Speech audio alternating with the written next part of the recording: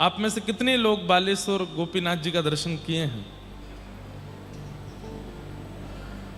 मतलब इतनी संख्या में 20-25% लोगों ने ही दर्शन किया है। अद्भुत दर्शन है। और आप सब लोगों को, जो भी यहाँ कटक में रहते हैं, भुवनेश्वर या आसपास, उनको जरूर जाना चाहिए। एक बार गोपीनाथ जी का दर्शन करके आओ। हम तो आज तक उनकी कथा ही सुनते थे, सुनाते थे, पहली बार दर्शन करके आए। नाम तो उनका गोपीनाथ है। ये खीर चोरा तो 500 वर्ष पहले हुए। हाँ, लेकिन बड़ी कृपा। रघुनाथ जी बैठे हैं चित्रकूट में। कैसे प्रकट हुए गोपीनाथ जी? ध्यान से सुनो सब लोग, इधर देखिए। चित्रकूट में श्री राघव जी बैठे हैं, वनवास चल रहा है, और बगल में किशोरी जी, जानकी जी विराजमान है। लक्ष्मण जी कंद फूल फल लेने के लिए वन में गए हुए हैं, और उसी क्षण कुछ कोल भील लोग अपनी गैयाओं को चराते हुए जा रहे हैं। कोई बालक गा रहे हैं, कोई नाच रहे हैं, कोई श्रृंगी बजा रहे हैं, कोई वंशी बजा रहे हैं। गैयाओं के आगे नाचते कूदते खेलते हुए बालक गैया चराते हुए जा रहे हैं। और उस दृश्य को देख करके राघव जी मंद मंद हंस रहे हैं। और राघव जी की उस मंद हंसी को देख करके जानकी जी के मन में इच्छा प्रकट हो रही है कि ये हंस क्यों रहे हैं। और मानो जैसे हंसते हंसते थोड़े नेत्र सजल हो गए हों ठाकुर जी के। तो जानकी जी ने पूछा कि हे राघव जी, आप इतने प्रसन्न क्यों हो रहे हैं? और प्रसन्नता होते होते नेत्रों में जो अश्रु आ रहे हैं, उससे पता चलता है कि आप प्रगाढ़ आनंद में हैं। ऐसा क्या देख रहे हैं आप? तो राघव जी कहते हैं, देखो ये गैयाओं को चराने वाले कितना ऊधम मचा रहे हैं, कितना आनंद कर रहे हैं, कितनी सुंदर वंशी बजा रहे हैं, कैसे श्रृंगी बजा रहे हैं, एक दूसरे को छेड़ते हुए चल रहे हैं। सीता जी बोली, ये तो रोज ही निकलते हैं यहां से, लेकिन आज ऐसा क्या विशेष है कि आप इनको देख के हंस रहे हो? तो राम जी कहते हैं, आगामी द्वापर युग में हम भी ऐसी ही लीला करने वाले हैं। इसलिए इस लीला को देख करके मैं बहुत उत्सुक हो रहा हूं, और मेरे को इच्छा हो रही है कि कब त्रेता विश्राम हो, कब द्वापर प्रारंभ हो, और गायन के संग धावे, गायन में सचु पावे, गायन के हित गिरी कर ले उठायो, आगे गाय पाछे गाय, इत गाय उत गाय, गोविंद को गायन में बसी वो ही भावे। गैया बहुत प्रिय है ठाकुर जी को, और इतने मुग्ध हो गए राघव जी कि बैठे बैठे सीता जी को पूरी कृष्ण लीला सुना दी। भादों की अष्टमी को रात्रि को मेरा जन्म होगा, कारावास से वसुदेव जी मुझको लेकर के गोकुल जाएंगे, वहां यशोदा मैया की लाली को उठा के मुझे विराजमान कर देंगे। उसके बाद धीरे धीरे मैं बड़ा हो जाऊंगा, मेरे मधुमंगल, श्रीदामा, तन सुखा, मन सुखा, धन सुखा, ये सारे मेरे सखा होंगे। इनके साथ में खूब मधुर लीला किया करूंगा।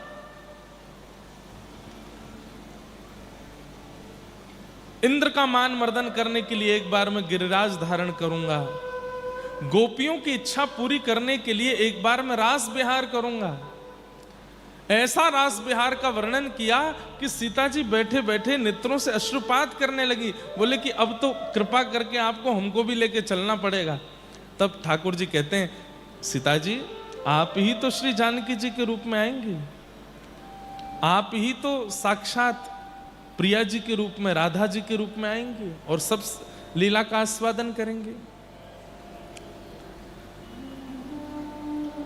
जानकी जी इतनी ज्यादा उत्सुक हो गई कृष्ण लीला सुनकर के कि अब राघव जी से कहती हैं कि मैं आपके उस रूप को देखना चाहती हूं, मुझे कैसे भी करके वो रूप दिखाइए जो आप द्वापर में धारण करने वाले हैं।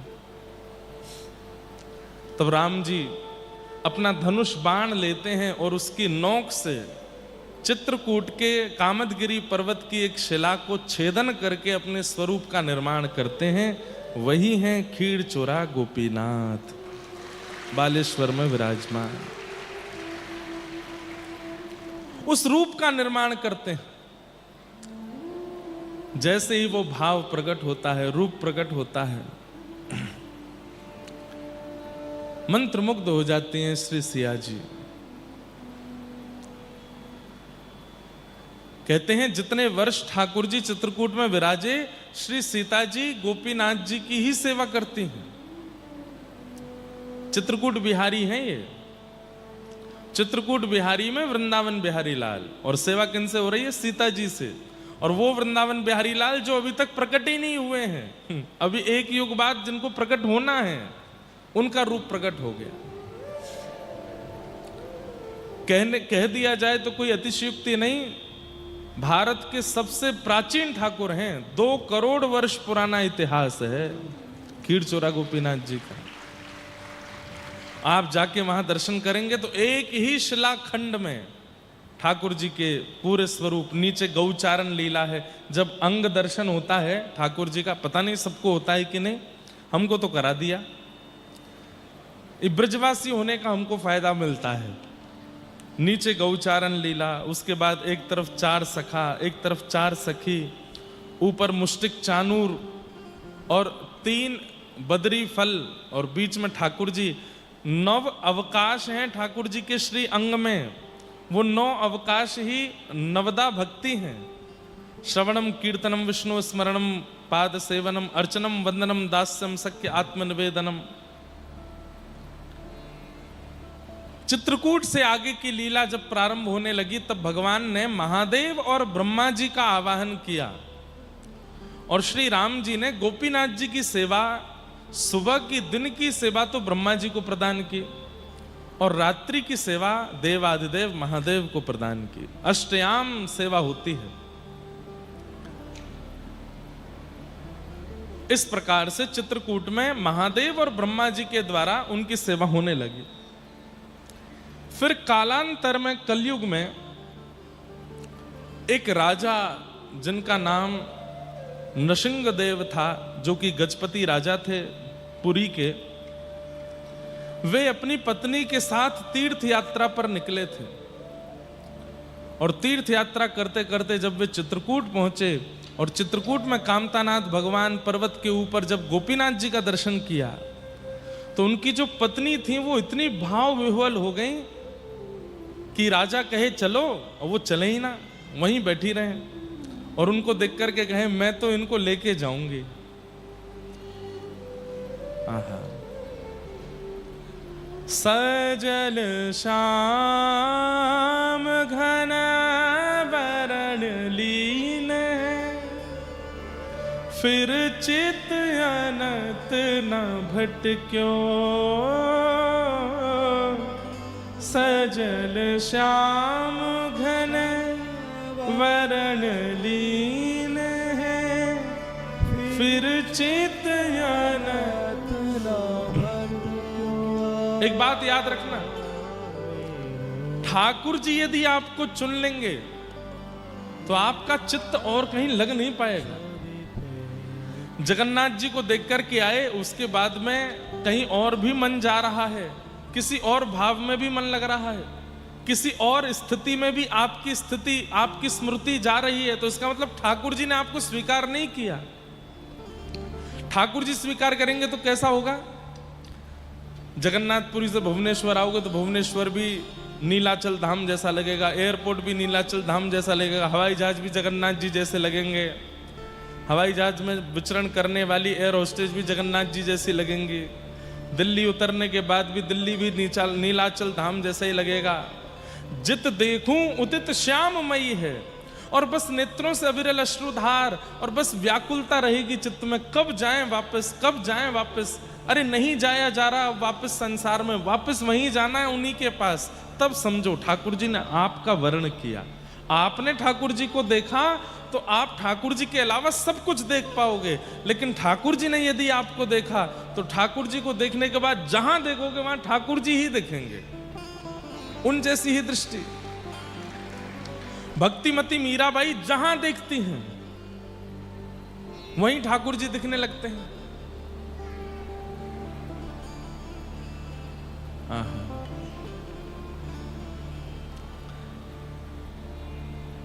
नृसिंहदेव राजा की पत्नी गोपीनाथ प्रभु का दर्शन करने के बाद इतनी विह्वल हो गई कि अब वहां से हिल नहीं पा रहे। आप राजा से जिद करने लगे कि इनको लेके चलो साथ में। पता नहीं क्या हुआ है, मैंने इनको नहीं पकड़ा पर इन्होंने मेरे चित्त का हरण कर लिया है। मैं इनके बिना अगर आप मुझे लेके गए तो मेरे प्राण चले जाएंगे। राजा व्याकुल हो गए। गोपीनाथ प्रभु को ले जाने के लिए जैसे ही आतुर हुए, कहा तो जाता है कि हमारे गिरिराज जी और श्री कामतानाथ जी, इनको कभी धाम से बाहर नहीं ले जाना चाहिए। जैसे ही राजा ने पत्नी की बात मान के गोपीनाथ जी के स्वरूप को उठाना प्रारंभ किया, इतने में ही ब्रह्मा जी और देवादिदेव महादेव दोनों प्रकट हो गए। अर्चक हैं, यही सेवा करते थे गोपीनाथ जी की। प्रकट होकर क्या कर रहे हैं राजन आप?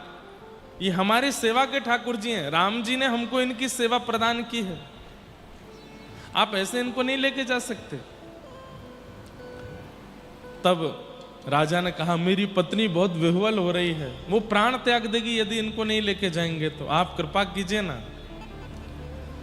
तब ब्रह्मा जी बोले ऐसे कैसे, हमारी सेवा के ठाकुर जी, हम कैसे दे सकते हैं आपको, बिल्कुल मना कर दिया।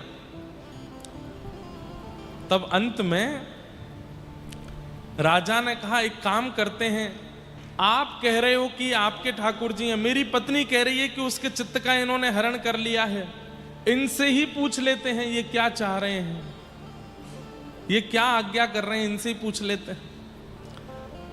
जब गोपीनाथ प्रभु से पूछा तब आकाशवाणी जैसी करते हुए गोपीनाथ प्रभु ने आज्ञा की कि हे ब्रह्मा जी, हे महादेव, आपकी सेवा अब पूर्ण हुई, मैं इन्हीं की प्रतीक्षा कर रहा था, अब ये मुझे जहां लेकर के जाएंगे मैं वहीं जाकर के अपनी सेवा स्वीकार करूंगा।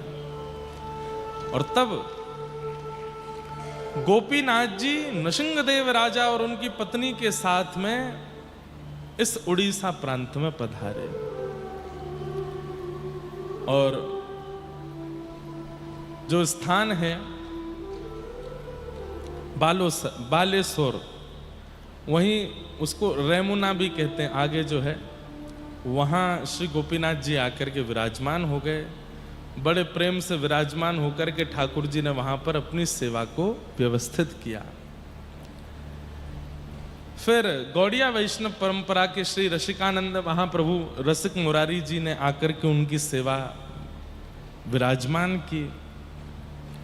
खूब भाव से ठाकुर जी की सेवा होती है। कालांतर में व्रजमंडल के एक बड़े महापुरुष माधवेंद्रपुरी दास वो जगन्नाथ यात्रा पर व्रजमंडल से निकले हैं, और जैसे ही वे खीरचोरा गोपीनाथ पहुंचते हैं, ये तो गोपीनाथ ही थे, लेकिन रोज रात्रि में 12 कुलिया में ठाकुर जी की खीर का भोग बनता है और रात्रि शयन के बाद वो सब में वितरण कर दिया जाता है। माधवेंद्रपुरी दास बड़े भाव विह्वल होकर के दूर खड़े होकर दर्शन कर रहे थे। पुजारी जी ने सब में वितरण किया, उनको नहीं दिया। आप भूखे प्यासे ही जब एक वृक्ष के नीचे जाकर के बैठ गए तो ठाकुर जी ने पुजारी जी को स्वप्न देकर के उठाया। बोले मेरे एक परम भागवत भक्त आए हुए हैं और वो बैठे हुए हैं भूखे प्यासे, तुमने उनको प्रसाद नहीं दिया। पुजारी जी बोले ठाकुर जी अब जितनी भीड़ थी सब में बट गया, अब मैं कैसे देता, अब जो था वो वितरण हो गया। बोले नहीं, एक कुलिया प्रसादी अब भी मंदिर में रखी है, उठ करके मंदिर खोलो और वो प्रसादी उनको देकर के आओ। तो पुजारी जी बोले मैंने तो अपने हाथों से सारा बांटा है, एक भी नहीं बचा। ठाकुर जी बोले हमको पता था कि तुम उनको नहीं दे पाओगे, तुम चूक जाओगे, इसलिए पहले ही हमने एक चुरा करके अपने पास रख ली थी। अब भी वो हमारे पास ही रखी है। बहुत सुंदर लीला है। माधवेंद्रपुरी दास, आप गिरिराज जी से आ रहे थे जगन्नाथपुरी, और आपका नियम था किसी से मांग करके नहीं पाते थे, कोई दे दे तो ही पाते थे। मतलब भूख लगी है, प्यास लगी है, 10 दिन निकल जाए, 12 दिन निकल जाए, किसी से मांगेंगे नहीं। कोई कह दे कि महाराज जी थोड़ा प्रसाद लेंगे तो ले लेते थे। आपने पुजारी जी से मांगा नहीं और पुजारी जी ने दिया भी नहीं, तो भूखे प्यासे चले गए। तो ठाकुर जी ने रात्रि में पुजारी को स्वप्न दिया कि मैंने एक कुलिया खीर छुपा ली है, आओ आकर के मेरे पास से वो खीर की कुलिया लेकर के जाओ और वो उस वृक्ष के नीचे बैठे उनको जाकर के दे दो। तब पुजारी जी आए, आकर के मंदिर खोला तो महाराज ठाकुर जी अपनी श्वेत जो वस्त्र रात में पहनते हैं उसके पीछे एक कुलिया छुपा करके रखे थे। पुजारी जी ने उठाया, नेत्र सजल हो गए, जय हो। बोले अब रो नहीं, जल्दी जाओ उनको पवा के आओ, भूखे हैं बेचारे बहुत दिन के। दौड़ करके गए पुजारी जी, वृक्ष के नीचे देखा तो महामंत्र कर रहे हैं, नेत्रों से अविरल अश्रुधार गिर रही है। श्री माधवेंद्रपुरी दास जाकर के पुजारी जी ने कहा आप माधवेंद्रपुरी दास हैं? तो माधवेंद्र जी बोले आपको हमारा नाम कैसे पता? बोले महाराज मैं तो कुछ नहीं जानता, लेकिन ठाकुर जी को आपका नाम पता है, उन्होंने ही मुझे भेजा। अब कोई आपसे आकर के कहे कि ठाकुर जी ने आपका नाम बता के आपके पास भेजा, तो आपकी स्थिति क्या हो जाएगी? ठाकुर जी ने भेजा है। बोले कैसे? बोले रात्रि आप दर्शन करने आए थे, मैंने कुलिया प्रसाद सब में बांटा, आपको देना भूल गया। तो माधवेंद्रपुरी दास बोले मैं सोच भी रहा था कि मेरी इच्छा तो हो रही है, लेकिन मेरा नियम है मांगता नहीं हूं। तो बोले फिर क्या हुआ? बोले स्वप्न में ठाकुर जी आए और ठाकुर जी बोले तुमने उनको कुलिया प्रसाद नहीं दी, मैंने एक कुलिया छुपा करके अपनी पीतांबरी के पीछे रखी है, आके ले जाओ।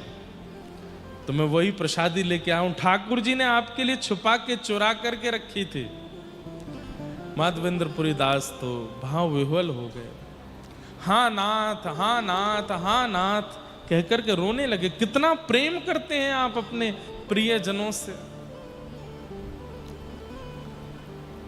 माधवेंद्रपुरी दास सुबह जब मंगला में दर्शन करने के लिए गए तब सब कह रहे थे राधा गोपीनाथ की जय, राधा गोपीनाथ की जय।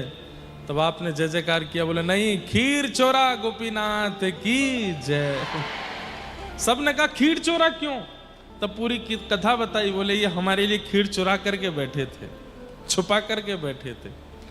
तब से उनका नाम क्षीर चोरा गोपीनाथ हुआ और उन्हीं का दर्शन करके अभी आज आए हैं।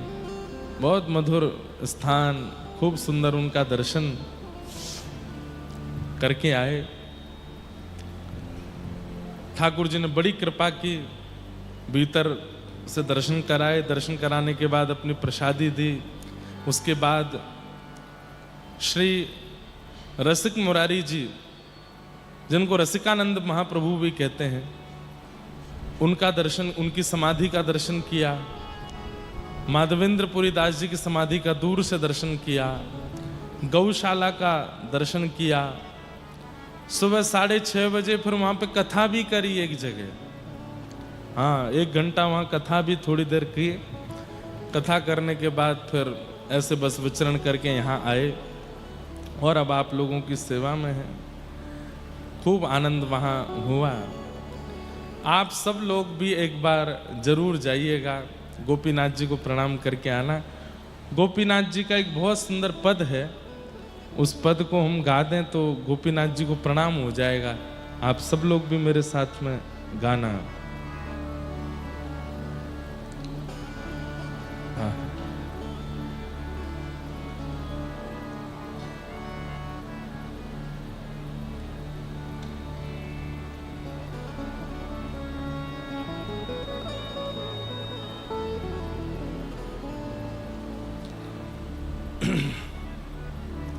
रंगीला अली, रंगीला अली, राधा गोपीनाथ।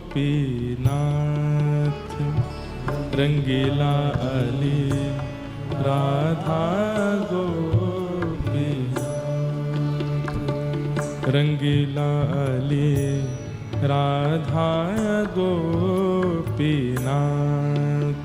रंगीला अली, राधा गोपीनाथ। मंद हसन मनमोहत हेली, मंद हसन मनमोहत हेली। वहां दर्शन करने में एक सबसे बड़ी बात यह आती है, किसी मूर्ति को किसी मूर्तिकार ने बनाया, कोई स्वयंभू है, लेकिन श्री राधा गोपीनाथ, खीरचोरा गोपीनाथ स्वयं भगवान ने अपने हाथ से बनाए हैं, स्वयं राम जी ने अपने हाथ से निर्मित किए हैं। इसलिए उनकी आकृति का जब दर्शन करो तब सोचिए कि इस आकृति को स्वयं भगवान तराश रहे हैं।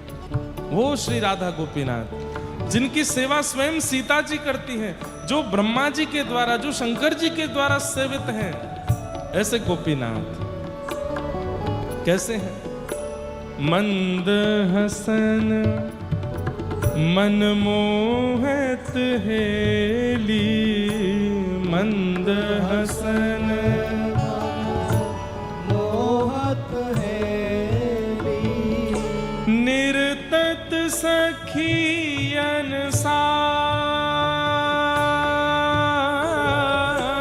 निर्तत सखियन साथ।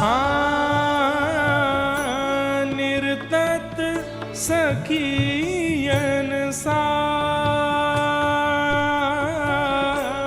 निर्तत सखियन साथ। रंगीला अली, राधा गोपीनाथ।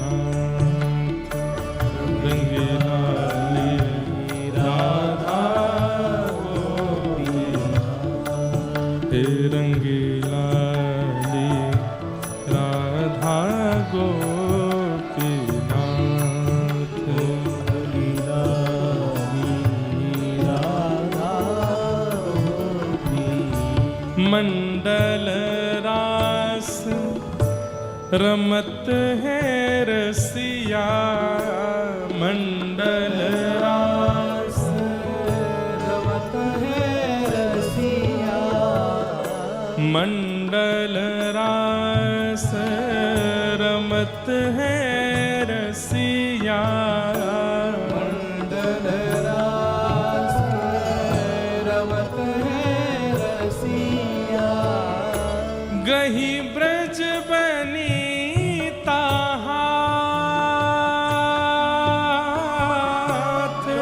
ब्रज बनता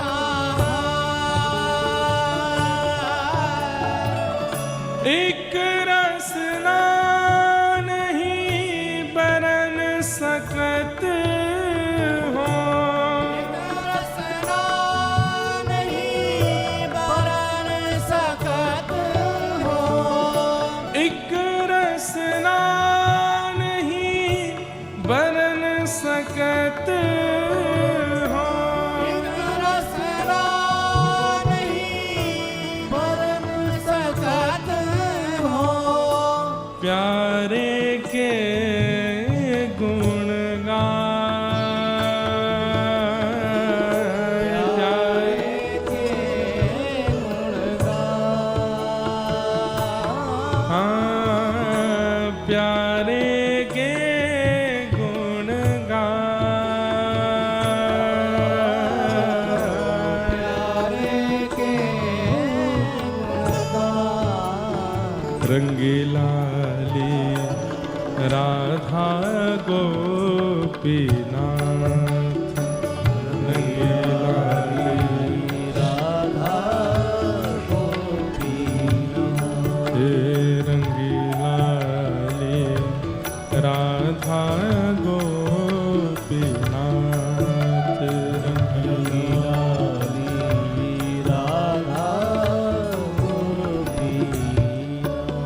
सरस माधुरी जी कह रहे हैं गोपीनाथ जी कैसे हैं? बोले एक रसना नहीं वरन जात है। एक जीव से उनका गुणगान हम गा नहीं सकते हैं, लेकिन फिर भी यदि आप पूछ रहे हैं कि कैसे हैं गोपीनाथ, तो अंतिम पंक्ति में कहते हैं हे सरस माधुरी निरख नयन छवि, सरस माधुरी निरख नयन छवि, सरस माधुरी निरख नयन छवि, सरस माधुरी निरख नयन छवि, सब विधि भई सनाथ,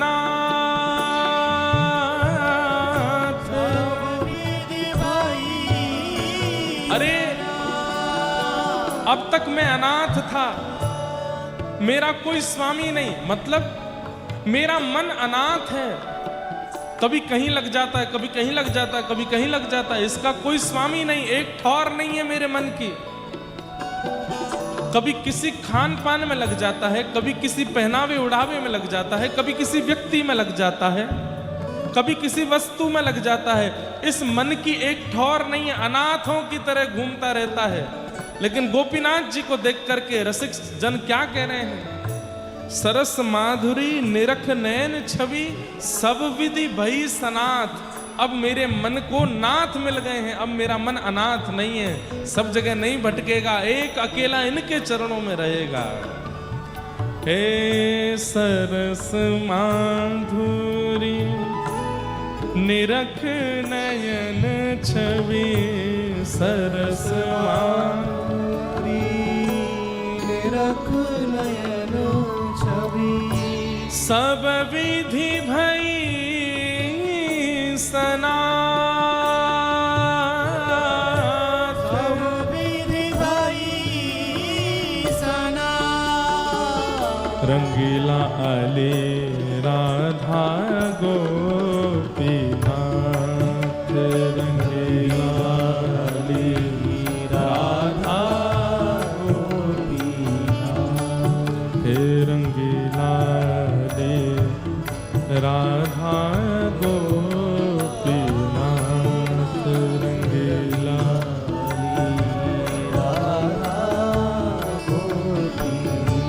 राधा गोपीनाथ, हे